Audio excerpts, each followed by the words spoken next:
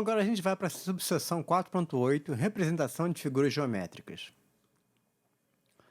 Então o que a gente vai ver agora nessa subseção é diferente do que foi visto anteriormente. A gente vai ver que a gente consegue desenhar, tá? Fazer gráficos, tá? Usando uma função graphics, tá? E aí essa função ela aceita, na verdade, o que eles chamam de graphics primitives, né? Que seriam, na verdade, especificações, tá? Para traçar gráficos, entendeu? Objetos. Então, por exemplo, nesse primeiro exemplo, eu faço um gráfico e eu forneço a função rectangle, que representa um retângulo, tá? Isso aqui são, basicamente, são os limites inferiores em x e superior em x, tá? Então, é um retângulo que o vértice inferior é menos meio, e superior é mais meio, tá? Então, se você olhar o que a função graphics representa, você dá o que eles chamam de primitivos aqui, né? Que são, e dá opções, tá? Então, os primitivos, no caso, são, por exemplo, né? Figuras geométricas, linhas, pontos e assim por diante, tá? Então, se eu quiser agora especificar as opções, algumas dessas opções são as mesmas opções que a gente viu nas funções plot e similares, tá? Então, por exemplo, eu quero repetir esse retângulo aqui anterior, esse mesmo graphics, mas agora eu vou fixar meu plot range, né? De -1 a 1 em x e -1 a 1 em y, tá? E eu quero que ele exiba os eixos, porque o default do graphics é não mostrar os eixos, né? Então, com isso você tem uma visualização melhor, tá? De onde é que se localizou esse retângulo, por exemplo, tá? Você pode, na verdade, adicionar propriedades, na verdade, aqui só tinha um retângulo. Então, eu posso, na lista de primitivos, aí eu tenho que botar uma lista, no caso, incluir uma cor vermelha que antes, com isso o retângulo fica vermelho, tá? Mantendo o mesmo plot range e mesmo axis, né? Eu vou agora, quero fazer o mesmo gráfico retângulo, mas agora eu vou fazer mais de uma figura. Então, é uma lista de primitivos, né? Então, tem lá o vermelho, retângulo, então retângulo vermelho. Depois eu mudo para azul e vou ter um triângulo, tá? Então, o triângulo você dá os vértices do triângulo, basicamente. Mudo para verde e dou uma função disk, que é uma função que faz um disco, quer dizer, um círculo cheio, tá? Onde eu dou o centro desse disco, tá? E o raio dele, tá? E eu mantive o mesmo plot range, tá? E o mesmo e mantive a opção de mostrar os eixos, então você tem lá as três figuras ali, tá? É óbvio que o meu retângulo agora é diferente do anterior. Eu botei ele no mesmo verso inferior, mas eu fiz ele acabando em 0, 0, tá? Você pode também, então, as funções que a gente utilizou aqui de primitivos, o rectangle, o triangle e disk, na verdade, geram figuras cheias, tá? Eu poderia usar uma função line, tá? O que a função line faz, ela simplesmente conecta os pontos, tá? Então, eu vou ter uma linha vermelha aqui, red line, depois uma linha azul, tá?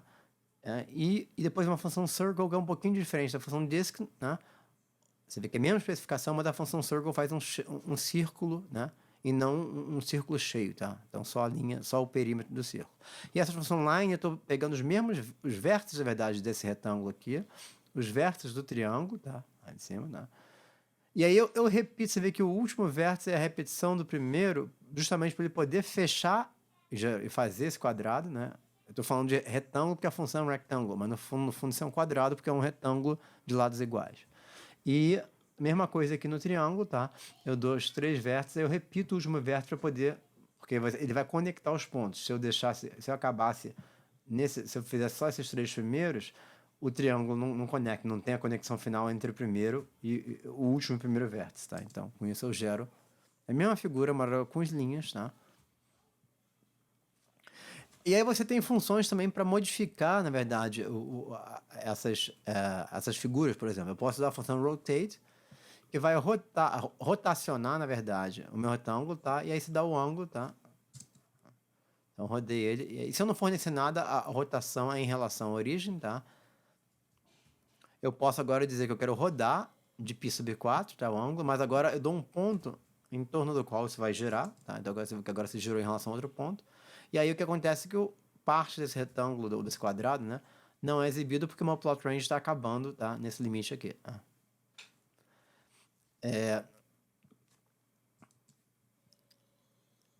E agora eu rodei, na verdade, eu rodei, né? E o que eu fiz agora foi o seguinte, para poder, devido a esse corte aqui, que eu tive aqui no seu, devido ao plot range até 1, eu tenho uma forma de aumentar meu plot range, na verdade, sem ter que mexer, aumentar o resultado do plot range sem ter que mexer na opção plot range, que é esse plot range pairing aqui. Então, o que é esse pairing? Quando eu disse que você tem um pairing de meio, você gera esse plot range com mais meio para todas as direções. Você botou mais, acabava em 1, agora eu botou mais meio aqui em cima, mais meio para o lado negativo na horizontal e mais meio para o lado negativo na direção vertical. Então é uma forma que você tem de aumentar o plot range, né, sem ter que mexer aqui de fato. Então isso é útil também. Tá? Outras funções de transformação, além de rotacional, é a função translate, tá? E scale, que você consegue, né, trasladar elementos e mudar a escala de elementos. Tá? Então, ao fazer o mesmo retângulo agora com a função translate, na verdade, o que eu forneço para essa função é um vetor, tá? que vai te indicar a direção e magnitude, na verdade, naturalmente, que essa transformação vai ocorrer. Tá?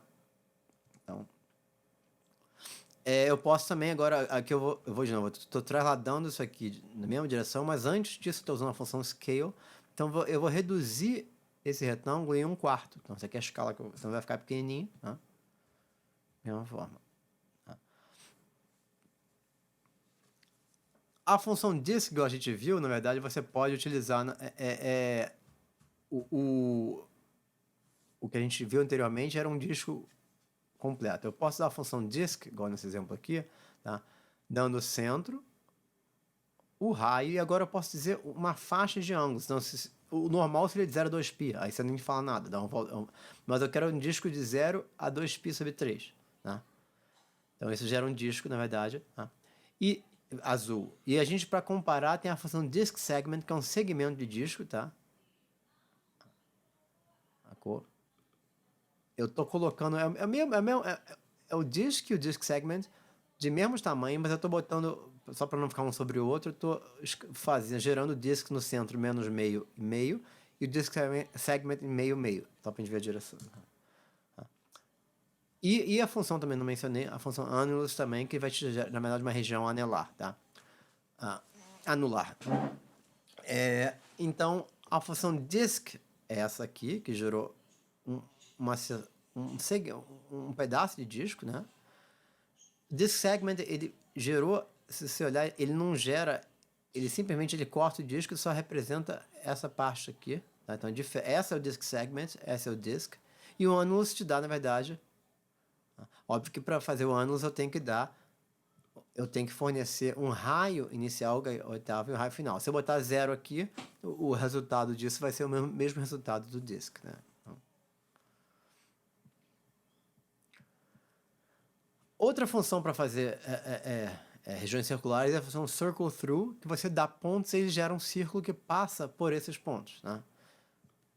E aqui também eu estou mostrando a função point, né? A função point, o que ela faz? Ela gera pontos, tá? E aí eu estou pegando os mesmos pontos que eu dei para traçar o círculo e gerando com points, tá? Então eu tenho o círculo em vermelho aqui, com essa função circle through. Mudo para azul. Outra função que eu tenho aqui é a função point size, para controlar o tamanho desses pontos. Se eu botar um número maior, eles vão ficar maiores. Se eu botar um número menor, vão ficar menores, né? Posso, por exemplo, botar um fica menorzinho, tá? Deixa eu voltar para o ponto 2. Tá? E você tem, tá? Então são duas funções novas também para você trabalhar. Tem a função também parallelogram, que vai te gerar, na verdade, um paralelogramo, na verdade, onde você fornece, na verdade, a origem desse paralelogramo, tá? E dois vetores, né, que vão gerar o paralelogramo. Então, eu dou origem aqui menos no 4, dou um vetor que tem esse tamanho aqui, e esse outro vetor que tem esse tamanho. Com isso, ele completa o paralelograma, tá? Gerando a figura aqui em vermelho que eu escolhi. Agora, mudando um pouquinho para gráficos tridimensional, tá? A função graphics que a gente viu até agora geram gráficos planos, né, no espaço 2D. Tá? A graphics 3D vai te gerar agora gráficos no espaço tridimensional, tá? Então, mas se você dá a utilização é a mesma no anterior, você dá os primitivos, né, o que vai gerar as regiões, as figuras que você quiser e opções, tá? Então agora eu vou gerar uma esfera, tá? Centrada em 0, 0, 0, tá? De raio 1. Eu tenho só a esfera aqui, tá? E aí eu posso, igual a gente viu no plot 3D, você pode rodar essa região aqui com o mouse, tá? E eu, nas opções eu pedi para incluir os eixos, que normalmente não inclui, e eu quero gerar os labels para os eixos, né? O X, Y, Z, né? O X aqui é o X, o Z esse aqui é o Y, né? Se eu quiser fazer um cilindro agora, tá? Tem a função cylinder, tá? Então, tem essa função aqui que eu digo, na verdade, eu dou, na verdade, o ponto da base, o ponto do centro da base, que é o lado de baixo, 0, 0, menos 1, tá? E o ponto do centro do topo, 0, 0, 1, e o raio desse cilindro. Tá? Se eu mudar isso aqui para... se eu mudar esse raio, você vai mudar mudei o raio para meio, tá? Ou vou voltar para 1 aqui o raio. A função cube, na verdade, gera um cubo, na verdade. Eu dou, na verdade, eu dou o centro do cubo, tá? E o lado, tá? Então, se é um cubo centrado em 0, 0, 0, de lado 1, tá? Então, se eu quiser mudar agora né, o tamanho desse cubo, vai ficar menor, vai ficar maior, desculpa, tá?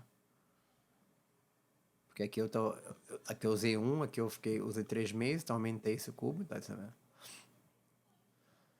Se eu quiser fazer uma pirâmide, você tem a função pyramid, na verdade, onde você fornece para ela, na verdade, os vértices, na verdade, aqui são os vértices da base, né, um quadrado, tá?